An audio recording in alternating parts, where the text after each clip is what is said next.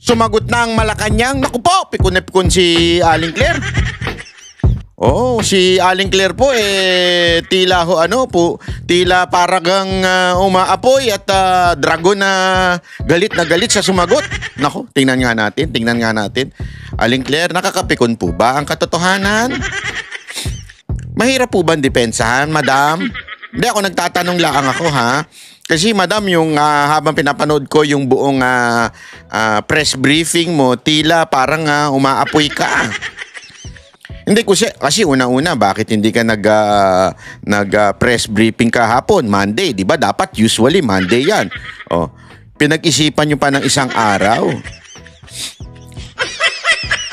Talagang tiningnan nyo muna kung papaano kayo aanggulo at tsaka nyo sasagutin. Oh, di ba? Tingnan natin. Baka sabihin, hindi kasi alam nyo mga kababayan, baka sabihin naman nila, hindi natin pinapakita yung sagot. Tayo po'y patas lamang. Pag tama, palakpakan. Pag mali, banatan. Kaya ipapakita natin yung sagot ni Aling Claire. Pero hindi natin kagad paniniwalaan to. Tulad ng hindi natin pinaniwalaan agad-agad yung ni-report ni Bobby Tiglao na dokumento, kailangan nating busisiin, di ba? Hindi naman po tayo gullible na basta-basta naniniwala. Kaya nga, it took us more than one day to react on this. Because tayo po ay kikritiko ho tayo. Hindi tayo basta-basta nagda-jump into conclusion, di ba? Kung hindi tayo nag-jump into conclusion na naniniwala agad-agad dun sa mga lumalabas na dokumento, picture at video, bakit tayo maniniwala agad-agad dito kay Aling Claire? Diba? Kailangan tingnan din natin yung sagot ni Aling Claire. Busisiin natin kung yung sagot ba ni Aling Claire ay makatotohanan o tila puro kasinungalingan. Diba? Kasi sabi nga nila, kung may tagapagsalita, may tagapagsinungaling. Ito bang si Aling Claire, alin dun sa dalawa na yun? Tagapagsalita o tagapagsinungaling? Yan ang malalaman natin, at makikita natin sa kanyang gesture. Kasi malalaman natin kung isang tao nagsisinungaling, di ba? Madali naman natin malalaman yan. Kasi tandaan ninyo, ang nag-akusa ay naglabas ng dokumento. Dokumento na kung saan andoon ang pangalan ng unang ginang, si First Lady Lisa Marcos, yung nag-akusa o yung nag-report. At ang talagang naglabas niyan is si Bobby Tiglao. Tapos yung I think bilyonaryo, di ba? Yan po yung mga media na naglabas niyan. Naglabas po sila ng dokumento, naglabas po sila ng ebidensya.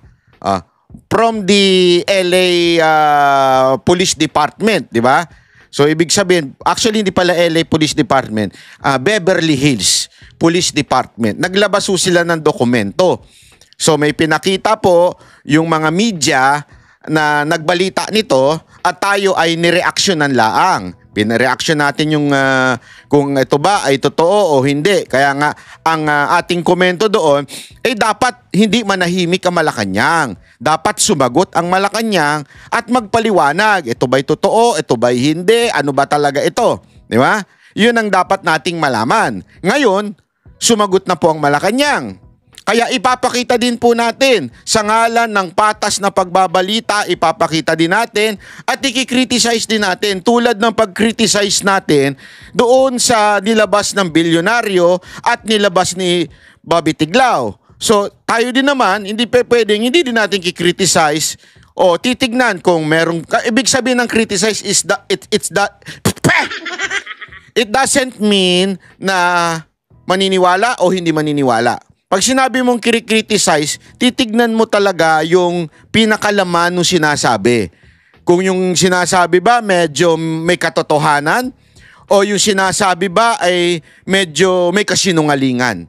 Yun po, ibig sabihin hindi po tayo basta-bastang naniniwala kung ano po ang sabihin ng isang tao.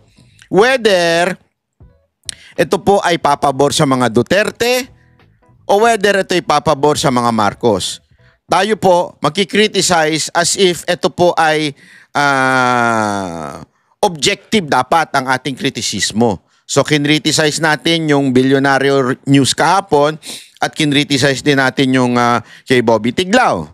Ngayon, i-criticize naman natin yung sagot ni Aling Claire. Aling Claire, handa ka na ba? Huwag ka masyadong pikon. Kasi nung pinapanood ko kanina, yan ang unang pumasok sa akin. Uy, patay. Masyado yung pinikon si Aling Claire. Gagalit tuloy. Hindi, yan nga kagad ang una ko reaksyon. Sabi ko, mukhang napikon si Aling Claire ha. Aling Claire, pikon po ba kayo? Nainis na po ba kayo? Nainis na po ba kayo sa mga media? Ano po ba, siste? Tingnan natin ha. Panoorin si Aling Claire. Hi, Yusek. Good afternoon po. News of the late Paulo Tantoco's death revealed cocaine overdose and remains an open investigation. Sino ba itong bagong to? Ma-criticize nga. Taga-asa ka, ate. Since he is part of the First Lady's entourage, may we know if the First Lady will comment on this? And from the Malacanang po, the presidential sister released a statement. Senator Amy is calling for a comprehensive report from the palace to dispel further speculation. Nakakalungkot dahil yung mga pribadong tao na nagluluksa ay nadadamay sa pamumulitika. Ginagamit ng ibang mga obstructionists para masira ang First Lady, ang Pangulo at ang administrasyon na ito. Nakakahiya ang kanilang mga ginagawa.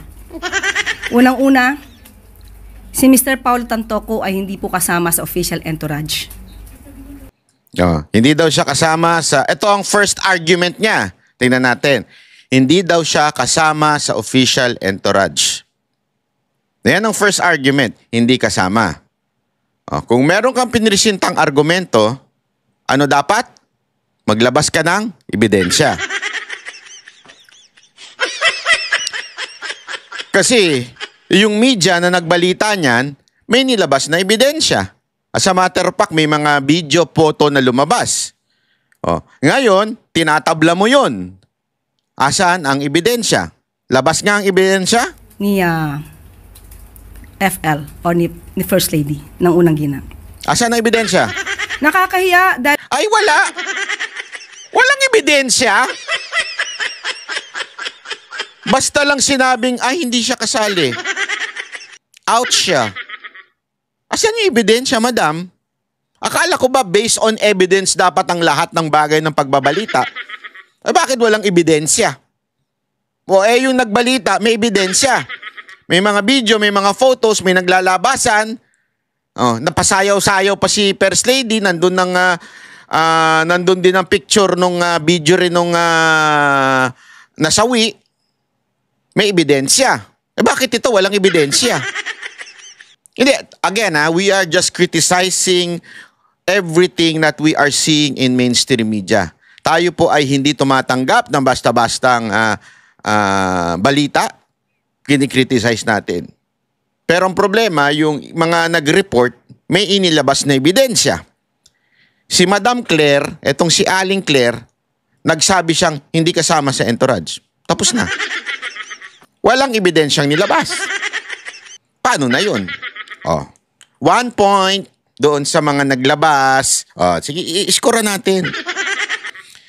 Naglabas doon, 1 point. Okay. 0 si Aling Claire. Walang ebidensya. Gumawa sila ng peking police report. Peke daw yung police report. Sabi nito, isa, may pinakita siyang dokumento na may police report. Sabi naman ni Aling Claire, peke daw yung dokumento. Okay?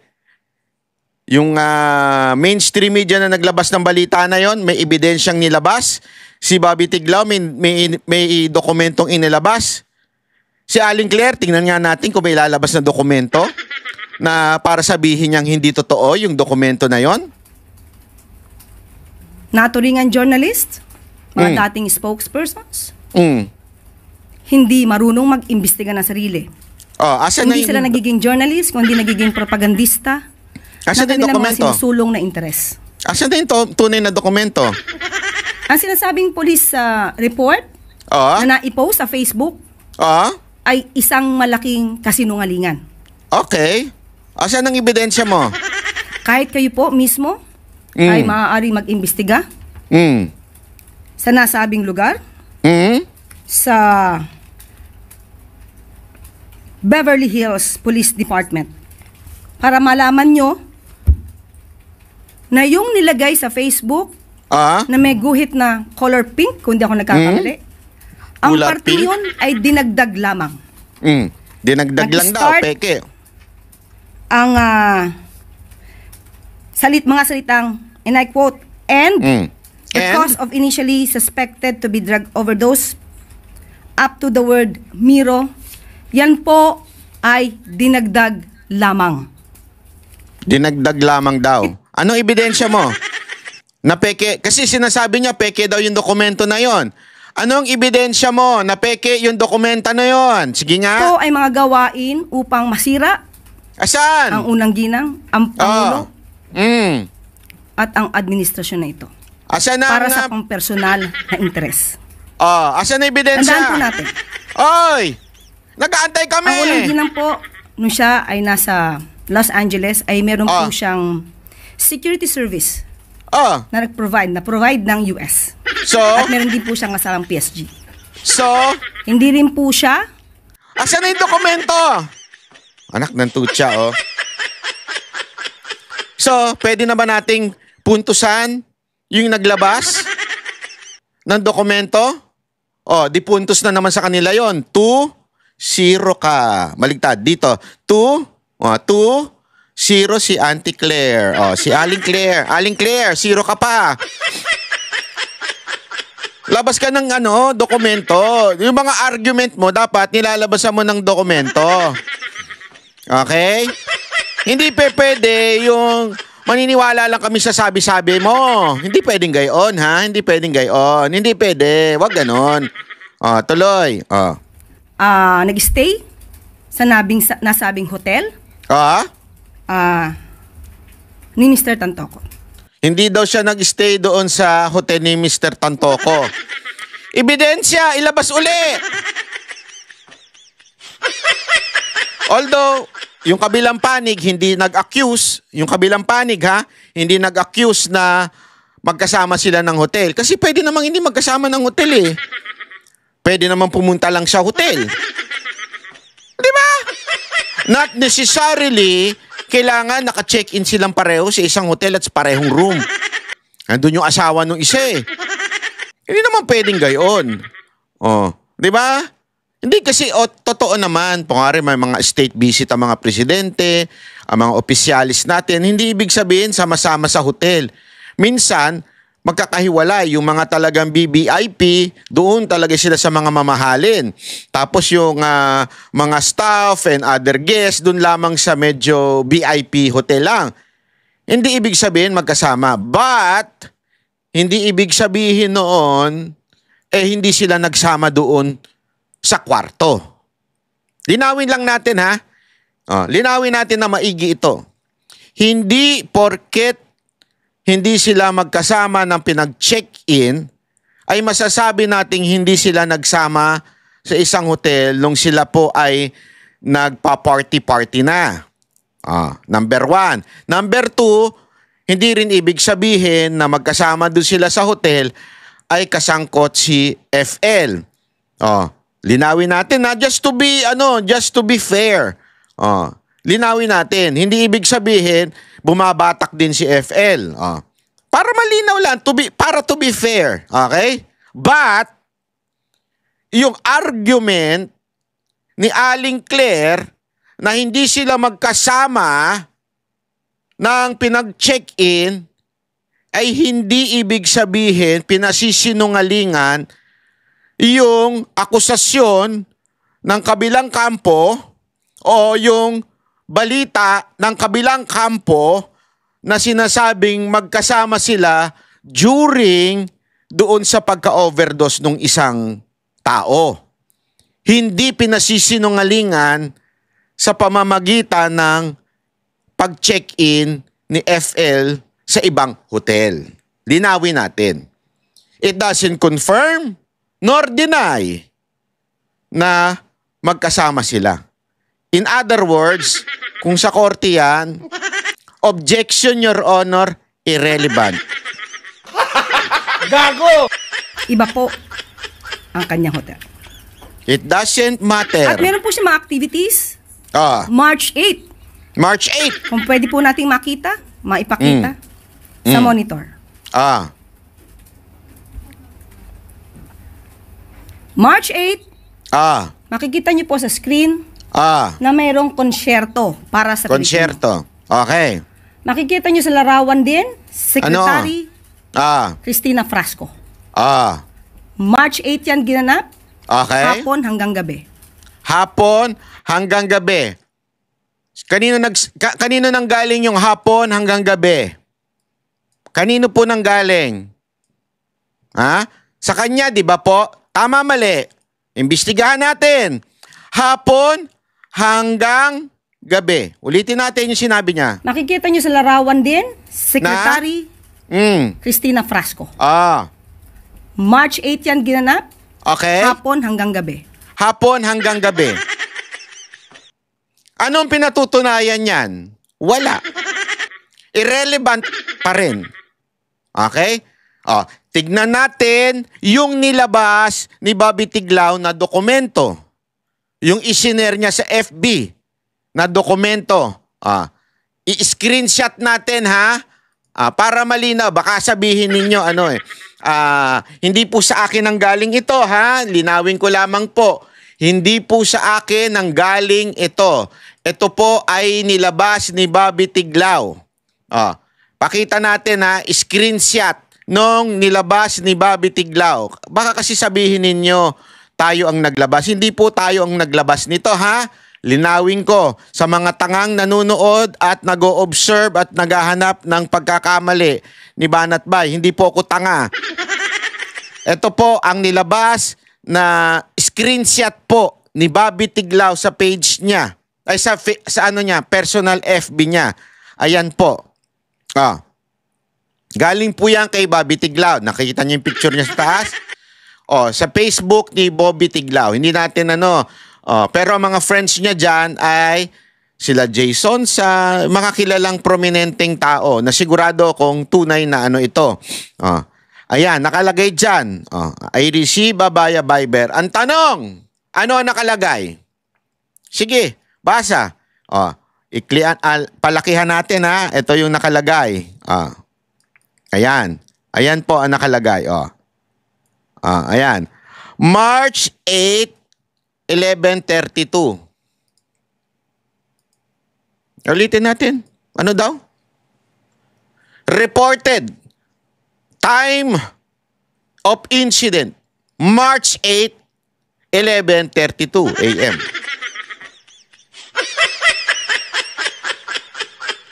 On Saturday, March 8, 2025 at approximately 11:30 ng umaga, officers were dispatched to the Beverly Hilton regarding a person not breathing. So may nag-report daw ng 11:32. Sabihin na natin, bumiyahe. Siguro naman kung kaya ng PNP natin bumiyahe ng 5 minutes response, siguro naman kaya ng Beverly Hills Police umabot ng 10 minutes. For the benefit of gawin na nating 30 minutes. So dumating, to be conservative, 12 noon. Doon sa hotel, na kung saan natagpuan, dedo. Kaya nga nakasulat dyan sa baba, was pronounced deceased at 12:05. Makikita nyo yan. Wait, chotomate. Ayan. 12:05. Ayan, nasa baba yan Okay. Sandali. Hindi pala kita dito. Pakita natin yung dokumento na pinost ni Bobby Tiglao. Okay? Ulitin ko po, Si Bobby Tiglao po ang nag-post nito. Ayan po. Nakalagay dyan, 12:05. 12:05 po ng tanghali, pinronounce ng patay na po yung si Tontoco. 12:05. Ulitin natin. Ang argumento ni Aling Claire. Pasok, Aling Claire. Anong oras yung event ni Lisa Marcos. Sa larawan din, Secretary Cristina Frasco. March 8 yan ginanap, hapon hanggang gabi. So hapon. Kung ikaw ay investigador,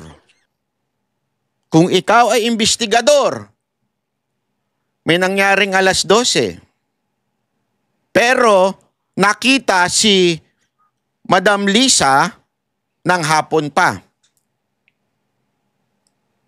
Kung ikaw investigador, tanungin kita ngayon, posible ba na si First Lady Marcos ay may ginawa ng tanghali bago umattend sa hapon?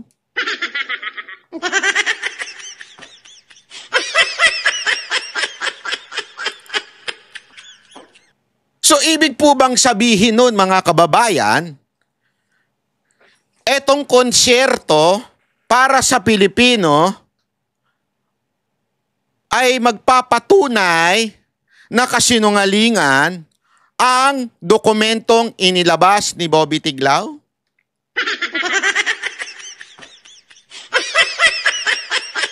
Hindi, tayo'y mag-isip na maigi. Isipin natin, yung dokumento po ba, pwede po bang pasinungalingan ng sinasabi ni Aling Claire?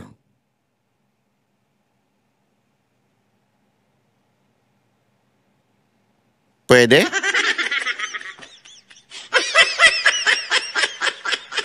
Pakisulat sa baba. Pakisulat sa baba ang inyong sagot. I-komento ninyo. Hindi. Or oo. Oo. Baka 5 oras siya nag-makeup, kaya imposible siyang nandun sa event na kung saan may nangyari kay Tantoco. Or ang haba pa ng time para sila ay may gawin at para maareglo ang mga bagay-bagay.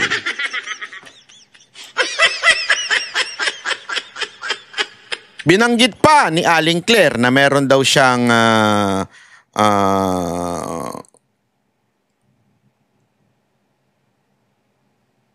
police mula sa gobyerno ng Amerika na nagbabantay sa kanya. Ito po ba would justify that si First Lady ay maaaring walang magawa during the morning na hindi pa naman official duty? Wala pa namang gawain, event? Or pwede muna siyang sumegway?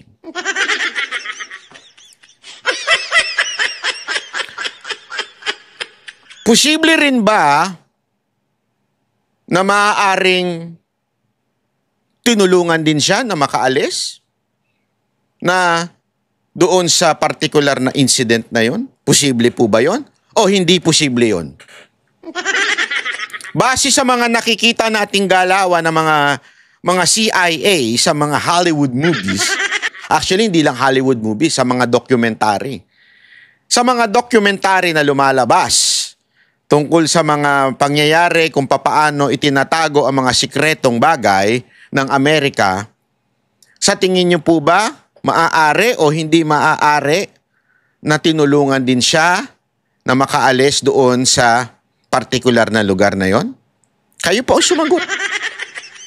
Hindi, binubuksan ko lang ang inyong isipan kung yung sinasabi ba ni Aling Claire would justify that the documents na nirelease ni Bobby Tiglao ay peke. Gina-justify ba ng mga ebidensya na pinipresenta ni Aling Claire ngayon?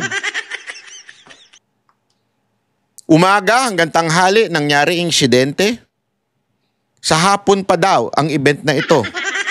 Ay, alam mo, sa totoo lang, dapat di ka na lang nagsalita. Kasi sa pangyayaring ito, para mo nang sinasabi na meron pang pagkakataon. Hapon pa kasi yung event. Sigurado ako hindi naman on time yan darating. Siguro malate ng konti, ng 30 minutes o maybe 1 hour. So para mo sinasabing bakante talaga yung oras niya during the morning until the tanghali. Tama, mali?